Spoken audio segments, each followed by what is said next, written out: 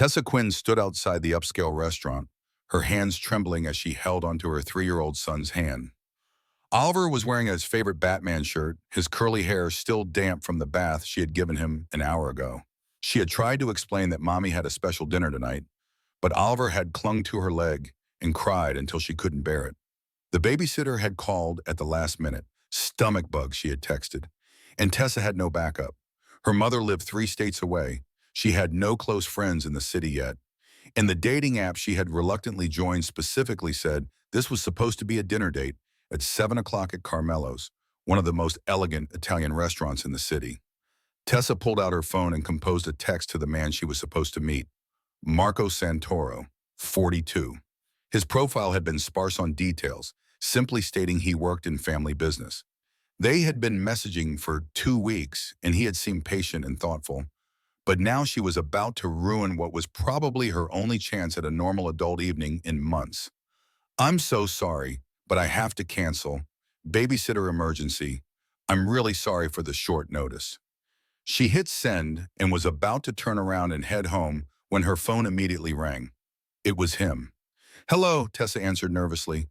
Tessa, it's Marco. I just got your text. Where are you? I'm actually outside the restaurant, but I need to go home. My babysitter called in sick. Are you with your son? Marco asked, his voice calm and without judgment. Yes, Tessa admitted. I know this is completely inappropriate for a first date, and I should have just canceled earlier, but I was trying to figure something out. Bring him in, Marco interrupted quietly. What? Bring your son inside. We eat together. Marco, I can't do that. This was supposed to be a date, not a family dinner with a stranger. Then we call it dinner, Marco said simply. I'm already here, the table's ready, and I want to meet the boy you talk about in your messages. Unless you'd rather not, your choice. Tessa looked down at Oliver, who was examining a leaf he had found on the ground with intense concentration. She thought about her empty apartment, the frozen pizza she would have for dinner again, the loneliness that had been her constant companion since Oliver's father had left 2 years ago. Okay, she heard herself say.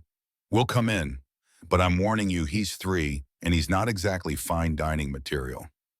Neither was I at 3, Marco replied. Come on in. Tessa took a deep breath, squeezed Oliver's hand, and walked into the restaurant. The interior was beautiful in an old-world way. Warm amber lighting from brass fixtures, dark wood paneling, white tablecloths on heavy wooden tables. The quiet murmur of well-dressed people having elegant conversations. It smelled of garlic, wine, and something else. Tradition, perhaps. History. Tessa felt immediately out of place in her simple dress and canvas tote bag, with her son in his superhero shirt. The host, an older Italian man, looked at them with an expression that softened immediately when he saw Oliver. Ah, Signora Quinn, he said warmly. Mr. Santoro is expecting you. Both of you. This way, please. For Tessa could wonder how he knew her name, a man stood up from a corner table near the back. Marco Santoro was more striking than his photos suggested. Dark hair touched with gray at the temples, wearing a perfectly tailored charcoal suit with a crisp white shirt, no tie. A gold ring on his right hand caught the light as he moved. He looked exactly like the kind of man whose profile had intimidated her in the first place. But when he approached them, he crouched down immediately to Oliver's level. Hey there, Marco said, his voice gentle. I'm Marco. What's your name? Oliver, who was usually shy with strangers, studied this man seriously. I'm Oliver. I'm 3 years old and I like Batman. Batman is excellent, Marco said solemnly. Do you know what Batman's superpower is? Oliver shook his head. He doesn't have any superpowers. He's just a regular person who decided to be brave and help people. That means anyone can be a hero if they try hard enough. Pretty cool, right? Oliver's face lit up. Really? So I could be Batman? Absolutely, Marco confirmed. Then he stood and turned to Tessa, extending his hand. And you must be Tessa. Good to finally meet you. Tessa shook his hand, feeling tears prickle her eyes at the simple kindness of how he had spoken to her son. I'm so sorry about this. I know this isn't what you signed up for. Marco's expression was unreadable for a moment. Then he said quietly, this is what matters. The rest is just noise. At the table, a booster seat had already been placed, and the server was setting a third place. Marco must have called ahead while she was walking in. A moment later, the server returned with crayons and paper. Thought he might like these, Marco said simply. Oliver settled into his booster seat, immediately absorbed in coloring. Tessa looked at Marco across the table, really seeing him for the first time. There was something about him, a quiet authority, a sense that people listened when he spoke, not because they had to, but because they wanted to. "Why are you being so nice about this?" she asked quietly. Most men would have run for the hills. Marco was quiet for a moment, his dark eyes thoughtful. "Can I tell you something that's not in my profile? Please, I have a daughter. Her name is Sophia. She's 8 years old and I haven't seen her in 3 years." Tessa felt her breath catch. "What happened?" "Messy divorce," Marco said, pain evident in his voice even as he kept his tone even. "Her mother remarried and moved to Australia. The custody arrangement gives me almost nothing because I was traveling for work when we split.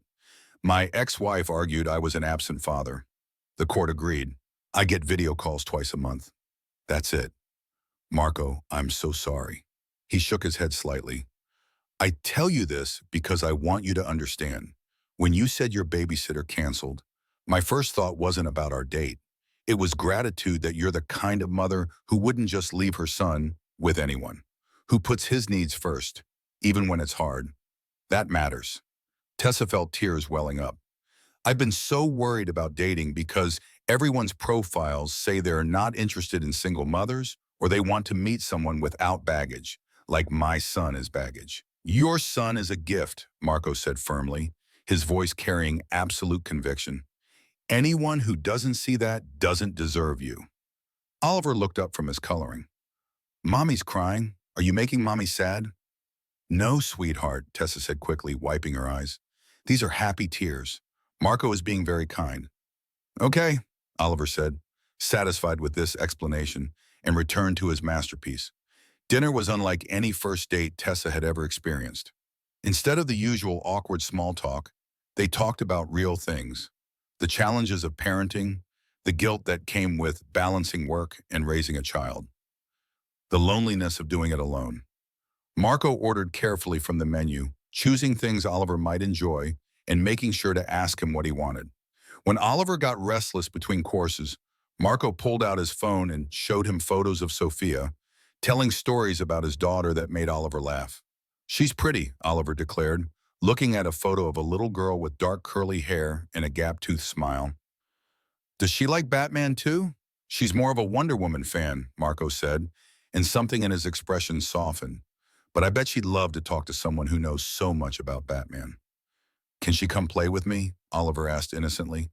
The pain that crossed Marco's face was brief but unmistakable.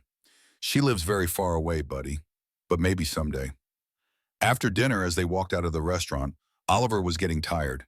He held up his arms to Tessa, wanting to be carried. Before she could lift him, Marco said quietly, "May I?" At Tessa's nod, he lifted Oliver onto his shoulders. The little boy squealed with delight at the new vantage point.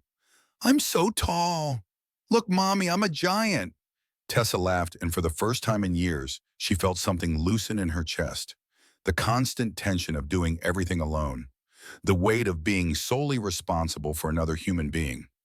It eased just for a moment. They walked to the parking structure where Tessa had left her beat-up sedan, Marco carrying Oliver the whole way despite wearing an expensive suit. When they reached her car, Marco carefully handed Oliver to Tessa so she could get him buckled in. "Thank you," Tessa said as she closed the car door. "For tonight, for being kind to him, for not making me feel like I'd ruined everything." "You didn't ruin anything," Marco said quietly. "Tessa, you gave me something tonight. You let me spend time with a wonderful boy who reminded me why I'm fighting so hard to stay connected with my daughter. And you showed me that good mothers exist. You're doing an incredible job with Oliver." Tessa felt her heart skip. "Can I see you again?" she asked, then immediately second-guessed herself. "I mean, if you want to." "No pressure, I would like that," Marco said. "And next time Oliver is invited. I understand your life comes as a package. I'm not interested in just part of it."